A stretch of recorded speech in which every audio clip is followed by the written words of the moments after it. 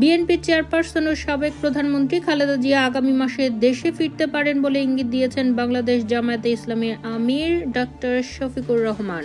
বৃহস্পতিবার রাজধানীর গুলশানের হোটেল ওয়েস্টিনে ইউরোপীয় ইউনিয়ন সফর নিয়ে আয়োজিত সংবাদ সম্মেলনে তিনি এই মন্তব্য করেন। জামায়াত আমির বলেন, আমি লন্ডনে থাকা অবস্থায় খালেদা জিয়ার সঙ্গে সৌজন্য সাক্ষাৎ করেছি। তার বর্তমান শারীরিক অবস্থা কিছুটা ভালো এবং তিনি দেশে ফেরার প্রস্তুতি নিচ্ছেন। তিনি আরও বলেন, দেশে দেখা না হওয়ায় এটি কেবল একটি সৌজন্যমূলক সাক্ষাৎ ছিল, রাজনৈতিক কোনো আলোচনা হয়নি।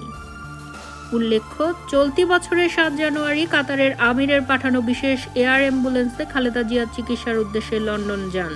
যুক্তরাজ্যে পৌঁছানোর পরই তাকে ভর্তি করা হয় একটি বেসরকারি লন্ডন ক্লিনিকে।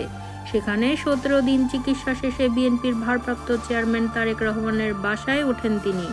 বর্তমানে খালেদা জিয়ার চিকিৎসা চলছে বিশেষজ্ঞ জন প্যাট্রিক কেনেডির তত্ত্বাবধানে গঠিত একটি মেডিকেল বোর্ডের অধীনে।